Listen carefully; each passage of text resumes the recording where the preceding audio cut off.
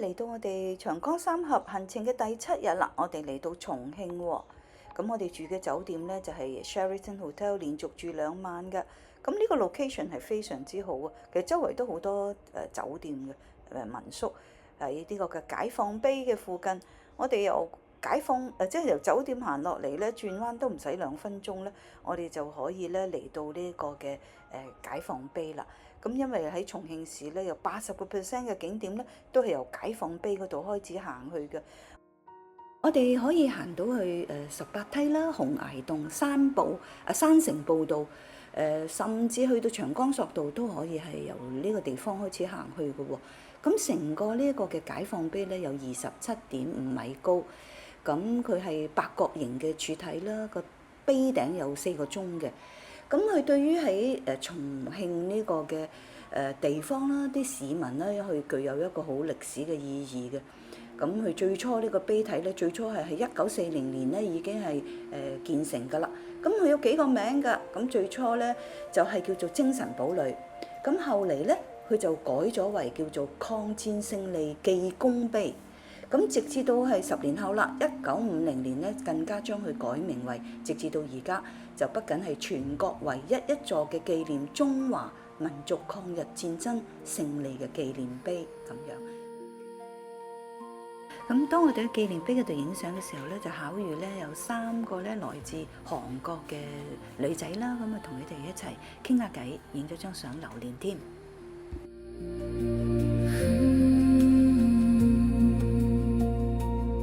Silver rivers cross the sky while the world was sleeping blind. I was gathering shattered stars from the corners of my heart. Through the echoes of the blue, something warm began to move, like a voice I almost knew, calling me back into truth, and the winds began to change. 我哋今日第一個景點會去睇嘅咧，去參觀下重慶李子壩輕鐵站啊！咁嚟到重慶咧，個個都一定會嚟參觀下呢個咁奇特嘅景觀啊！咁佢個正名咧，個官方名啊，可以講係叫做軌道交通2號線李子壩站，係重慶最具代表性嘅一個魔幻山城嘅奇景嚟嘅。而佢單軌嘅列車直接咧穿過19層居民嘅大樓，而佢獨特嘅設計咧係聞名於國際嘅喎。就賣呢啲嘢食啦。啊，那沒有，就原味，3塊錢，5塊錢2個。那個紅糖的那個包多少錢？對，紅糖2塊錢，妹妹。3蚊2個包啊！呢度熱辣辣啊！你睇下。熱的嗎？熱的。嗱，呢間就我哋酒店啦。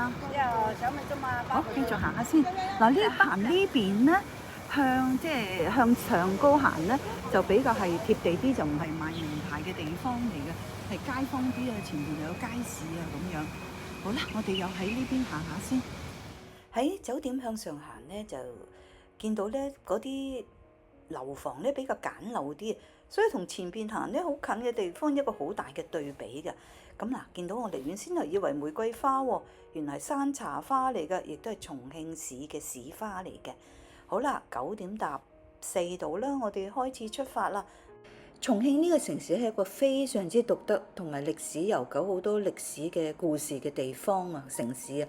咁呢座城市咧有好多個不同嘅名字嘅喎，咁有山城啦、江城、霧都、橋城、8D 夢幻城市，同埋咧4大火爐之一㗎。但係最值得佢哋驕傲嘅身份咧，就卻係中國最大一個嘅直轄市，因為重慶嘅面積咧係比北京大5倍，上海咧甚至係達13倍添。最令人感意外咧就係佢嘅建設啊，好犀利啊佢。咁好啦，我哋咧嚟到啦，好快就去到呢個嘅景點嘅，即係佢嘅下低個觀景台啊，李子壩嘅觀景台度，哇！見到非常非常之多人啊！哇！你睇啲人先啦，轉那個想象不到嘅真係。我哋左手邊咧，呢個係李子壩車行嘅左手邊，呢度太多人啦，我哋唔同人哋逼，我哋去江對面。啱啱星期日啦，所以就好多人好多呢啲旅遊巴嚟呢個景點度玩㗎。所以我哋而家話咧，阿心如話咧，我哋要去對岸嗰度就唔同呢啲人逼啦，我哋由對岸望翻過嚟。你睇下啲旅遊巴，你睇下。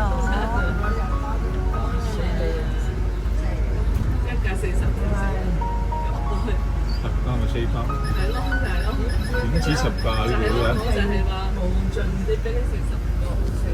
而家好多防空洞咧，做咗啲火鍋店啊！嗱，呢啲以前都係防空洞嚟㗎，而家做咗呢啲嘅餐館啦，呢啲又係防空洞。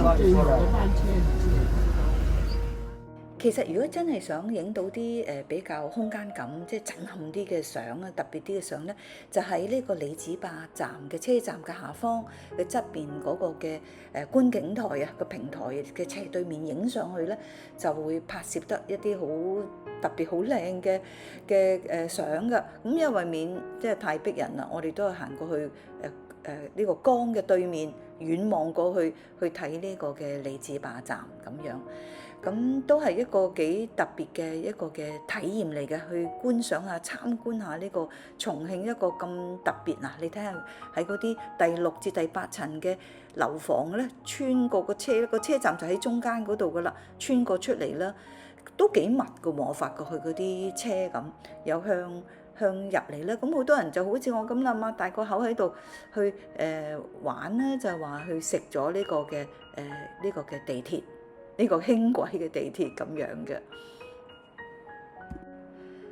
葉天儀咧就係呢個里子壩站嘅設計師嚟㗎啦。咁有好多人問喎，究竟咧起呢個站嘅時候咧係先起樓房啊，抑或係先起輕鐵咧？而係咧去答我哋啦，呢個嘅建設師佢話係兩者同時設計嘅，同時興建嘅，係咪好特別啊？因為咧喺1998年嘅時候咧，重慶就要規劃一條軌道嘅交通，即係2號線嘅時候咧，佢預計就喺呢個里子壩就設一個站點。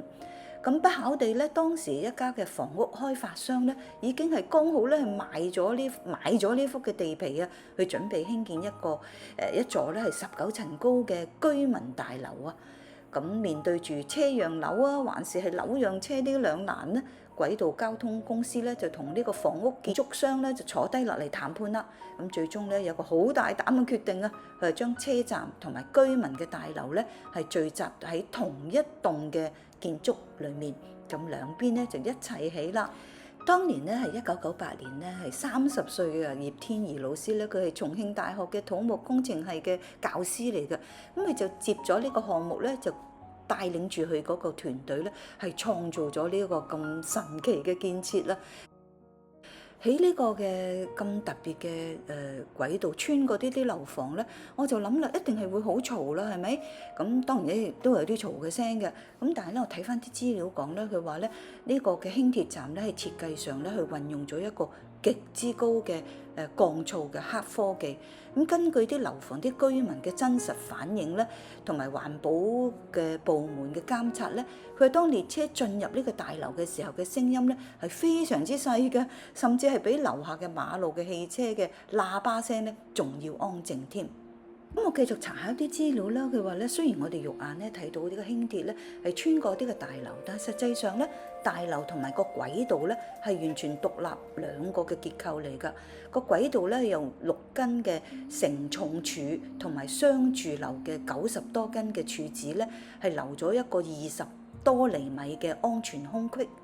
咁亦都係話講啦，列車行駛嘅震動啦，同埋結構嘅噪音咧，完全係唔會傳到去到旁邊嘅住宅大樓噶喎。佢而家就出翻嚟啦，因為佢喺啲大廈中間嗰度要停一停站噶，咁呢個車咧就喺呢啲大廈中間度咧係出翻嚟嘅。Silver rivers cross the sky while the world was sleeping blind.I was gathering shattered stars from the corners of my heart. Through the echoes of the blue, something warm began to move, like a voice I almost knew, calling me back into truth. And the winds began to change. Every sorrow